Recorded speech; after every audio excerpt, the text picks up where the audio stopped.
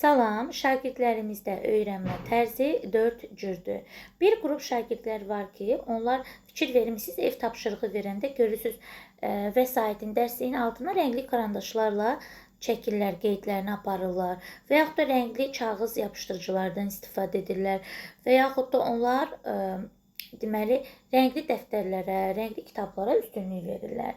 Deməli, bu cür şagirdlər üçün görüntü, vizuallaşdırmaq çox önəmli oldu ki, bu öyrənmə tərzi də vizual öyrənmə tərzi adlanır. Nə adlanır?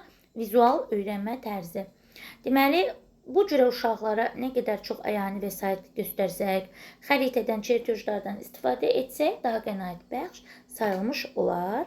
Digər öyrənmə tərzi audial, yəni eşidərək öyrənmə tərzidir ki, bu cürə şagirdlər dərsi öyrənərkən öz üzlərinə danışırlar, səsli ucadan danışırlar və ucadan oxuyurlar və yaxud da yoldaşları ilə müzakirə edirlər. Səsli qeydlər aparmağı xoşlayırlar. Deməli, eşidərək öyrənmə oldu, audial öyrənmə tərzi.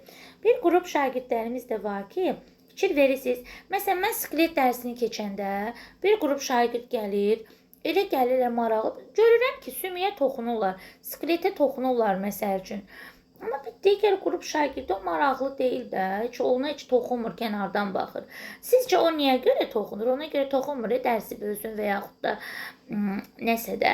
Çünki ona toxunaraq öyrənmə maraqlıdır. Görün bu skeletin tərkibi nədir? Bu necədir məsəl üçün?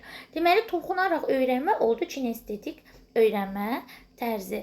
Bu cür şagirdlər üçün nə qədər laborator dərslər təşkil etsək, təcrübələr qoysaq, konstruktorlardan istifadə etsək, daha səmərəli olar. Yəni, bu cürə xoşlayırlar, laboratoriyada işləməyi xoşlayırlar, təcrübə qoymağı xoşlayırlar. Hansı öyrənmə tərzi oldu?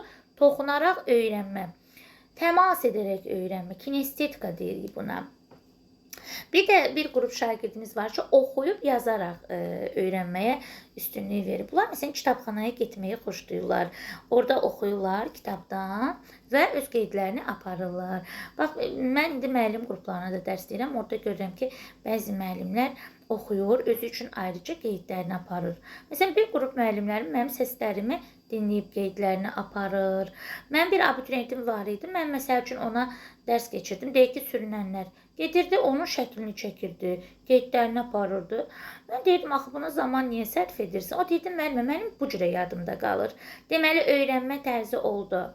4 cür vizual, görüntü, əsas, audial eşidərək, kinestetik toxunaraq, bir də oxuyub, yazaraq öyrənmə. Məsəl üçün, oxuyub yazaraq öyrənmədə bunlar öz sözlərini, məsəl üçün, mətni oxuyurlar, öz sözlərinə qeydlərini aparırlar və yaxud da öz sözlərini danışırlar. Bu qədər, təşəkkür edirəm.